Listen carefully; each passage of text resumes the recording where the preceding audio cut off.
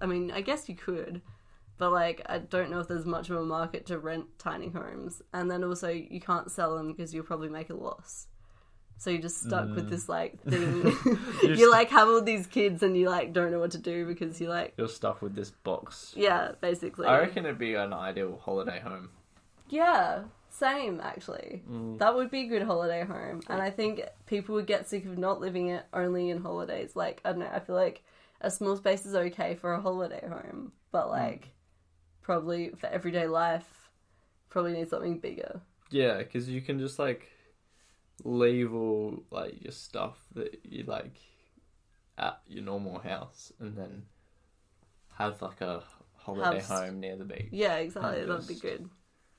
And go there. Yeah, that would be ideal. Yeah. Also, obviously, I talked about this before, but the disadvantage would be you need to buy land or rent land or like pay for like parking and stuff to do with your tiny home. So like that's like a cost. So the next one is off the plan, which I called unseen purchase. So the advantages of off the plan is you have more time to save up for your full deposit. So you can save up 10% like upfront, and then you have like however long it takes to be built to save up the rest of the money. Another advantage is the property value might go up while it's being built, but because you bought it at the price that it was originally, that's good for you. Oh yeah, right. Well, yeah.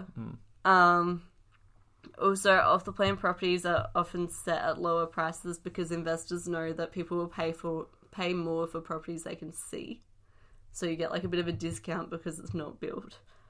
And there are a number of grants that you possibly can access to do with if you're a first home buyer in Australia. A lot of them involve buying new or like building your own property. Yeah. So, yeah, you can probably access them. And in Australia, newly built properties come with a 7-year builder's guarantee, which means that any structural or building faults must be repaired by the builder within that 7-year period. Like if they occur within the 7-year period. Oh, nice. Which is good. Yeah. Also, if you do want to rent it out ever, like later on, tenants prefer new homes with new finishes, obviously. So it would have all of those things. Yeah, it would just suck if you discovered a problem like 7 years in one day. Yeah, that would really suck. Then you're not entitled to the builder's guarantee and you have to do it yourself. Yeah, oh, I bet like if you, like 6 years and 11 months, I bet you'd like call them up and they'd just like stall for a month. Yeah, just so they don't have to do it. Yeah, oh, that would be terrible. So disadvantages of off-the-plan houses is that there are heaps of variables outside of your control. So the builder could potentially go bankrupt during the time that they're building. So that would not be good. And in that case, you may not be able to get your deposit back depending on your contract. Right. So you really need to be looking over the contract carefully. Yeah, that's a huge risk. Yeah, you could probably get like insurance for that, couldn't you? Oh, definitely. Yeah. But you definitely need to look into that. You cannot just rush in and buy it. Also, this is another huge risk, is that it may be difficult to get bank approval for the loan when it comes time to settle. So you might have put in a 10% deposit, and then while they're building, you have to come up with the extra 10% deposit. But then if the bank won't give you the loan, and you've already agreed to, you've paid 10% and you're going to pay 20%, and they won't give you the loan when it comes time to settle after the place is built, you'll probably have to sell the property. Well, they will have to sell the property on to someone else. And then if the property sells less for what you bought it for, you can get sued. So... Oh, right, yeah, if you don't have the money to, like... Yeah. Yeah, so that's not good. Also, another possibility is that the builders will be still building over the sunset period, in which case the sunset clause states that the contract will end or cease to have effect after this date. So if the build goes on for longer than the sunset, like... What's the sunset clause? Period. Basically, it's like... It says that after this time period, this contract doesn't matter. I feel like it's illegal to just say, oh, we took too long to build this, so we're keeping your money and not giving you the house you partially paid for. Well, you partially pay for it. You give them 10% deposit, and then if they take too long to build it, some developers go on to sell the property for a much higher value. Because the contract that you wrote up doesn't matter anymore. So they can, like, sell it to you for a higher price than what you signed off in the contract. Right, so you still own 10% of it. Yeah, but if you can't afford the rest of it, then you're out of the picture. Also, it's like that.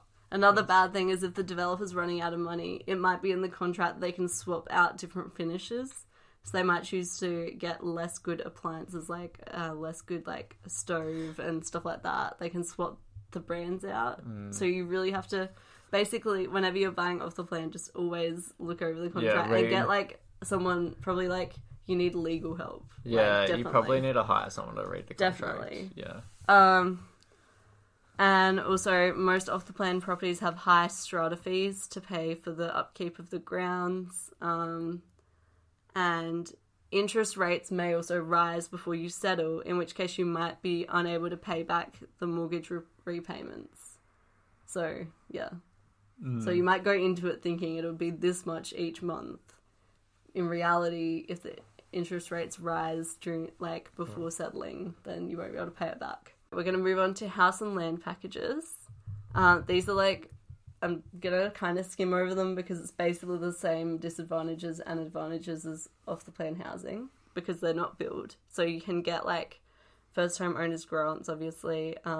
Easier to rent out because they're new and tenants love new homes. They're generally cheaper than just like buying land and then, well, they're definitely cheaper than buying land and building your own house with your own like people. If you buy it as a package, it's definitely cheaper. Another good thing is sometimes with house and land packages, you only pay stamp duty on the land, which saves you money. I'm not sure if that's the same with like off the plan apartments or not apartments, off the plan houses. But yeah, that's sometimes a factor. Also, you can like, same with off-the-plan houses, you can tailor the house to fit your needs a little, so you can tell them what finishes you want and, like, that sort of thing. Even, like, you can alter the package if you want. So that's good. So house and land packages, you usually cannot choose your own location. You can only choose, like, your location from a list of locations that they've provided. Yeah. And these are usually quite far outside the city. Yeah, because they have to be somewhere where people haven't already built a house. Yeah, exactly. Typically, yeah. So... and it's where there's plenty of land, so there's a lower economic advantage because the land is not, like, in demand as much in those areas. So, and also, generally, before the house is built, you'll still have to loan money and pay interest on the loan, even though you're not living in it yet. So that's definitely a disadvantage. But on the plus side, I guess, you'll, you, like, the price of the, like, property can go up. Yeah, well, that's true as well. And obviously, building a home is really stressful. So even though it's a house and land package and they're basically sorting it, it doesn't matter. It's still going to be probably quite stressful compared to just like buying a house that's already built. Yeah. So, yeah, that's all the categories. What do you reckon's like the best one for that you would pick ideally? Like taking into account price as well. I think apartments are probably the best option for someone who is like buying their first property because really, well, just from the perspective of they're gonna be cheaper. But I guess if you're looking at like what will go up, unless like we get driverless cars anytime soon, probably just get as much land in desirable places of land as possible. Yeah. So like. For me, I'd probably go with, like, the townhouse unit thing for my first home, because I feel like it has a lot of the advantages of apartments.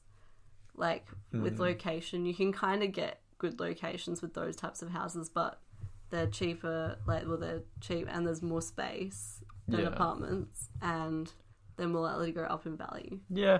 Okay. So I feel like they're pretty good. I definitely see the appeal there, yeah. Yeah. Yeah, so it, like, honestly depends, like, which category you choose to go with depends really on whether you're looking for what you want to do to live well now or whether you're looking toward the future and thinking about what will help you later. So, like, it's different compared to that. So last fortnight we had a segment called Real Estate Current Affairs. Bum, bum, bum. And we've heard that this is, like, a good category, like, a good segment that we should keep in. So It is a good segment. we're going to do that. And, yeah, here it is. So the topic for this fortnight is it's to do with the Australian federal election coming up this Saturday. Everyone vote. Oh, and just a shout out. We'll post a link, I think. But there's a website called Democracy Sausage. If you're voting in this election, so we should do that. if you need a vote, and go to this website and you find out if your poll station has a sausage sizzle or Well, not. yeah, you can go to multiple poll stations, so you can choose which one in your electorate to go to. Oh, with the yeah. sausage. You can find a poll station in your electorate which has a sausage sizzle. Which is really important. That's actually probably more important than who you vote for, is if you get a sausage or not. Yeah, so definitely do that. I'll put the link in the blog post that corresponds with this episode, which will be on our blog, thekeysPleasePod.com.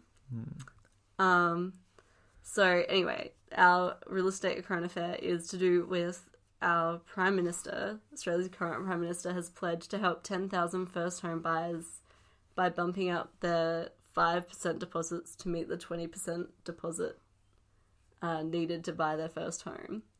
They're not giving you the money though, are they? They're just, No, it's a loan. They're acting as a guarantor. Yes. Yeah. That's what they're doing. I also found some calculations on the issue. So if you bought a $500,000 property with a 5% deposit instead of a 20% deposit and got their loan scheme thing, it would end up costing you an extra $58,000 Yeah. in Yeah. interest payments. So yeah, it's not great. It's good that they recognise that it's an issue and that people care about it enough that they might swing and vote for them. The biggest problem that I have with this policy is that it only applies if you're already earning, like, I think I saw that it was like, you had to be earning like $200,000 a year. What? Well, yeah, they had you had to be earning a certain amount of money. I didn't even know that. So that's why it only applies to 10,000 first home buyers. And those are the people who probably, if they're not like They renting an definitely super expensive place, can probably afford to save up for an extra a few 15%. years to save, for 15% of a property. So it won't really affect that many people, and the people it does affect are probably going to be fine anyway, unless they're in very short-term careers. Like, yeah. I mean, at least he's trying to get like the topics that young people care about, but he's not like going. Yeah, and I I will say definitely don't base your vote on this, because I think I've heard that like Labour were going to match. Yeah, honestly, I don't know if the policy's that good that they should say they're going to match. Oh, and the other thing I saw is that it hasn't actually been. They haven't actually done any like economic modelling. There's been no research. It was very last minute. Yeah, but the reason they didn't even have to is because it won't have much effect, because there's so many there's so many things that mean you have to be earning this much money, which it'll only apply to. There's a lot of restrictions. A few people, so like it's not gonna bump up home ownership much at all, and it won't. No, that's what I heard. It's not gonna actually have a big effect. It's just gonna help a very small amount of the population who are in this very specific situation. We'll go to the spending report, which is the next segment, which has our best spend and worst spend. Woo! So, Tom, what was your best spend for this fortnight? Well, one of our friends is doing a shadow production of Shadowcast. Rocky Horror Picture Show. So they're like it's pretty cool. They're having the movie played, and then they're having the cast like act, but not like lip sync. Yeah, lip sync to it. Yeah, it's really cool. But they're doing a fundraiser for this, so yeah, we bought some tickets. Yeah, they were $10 each, and we like got in early, so we get a free drink, which is great. lid. Yeah. So I'm excited. Yeah, quality spend. It'll be good, yeah. And your best spend? My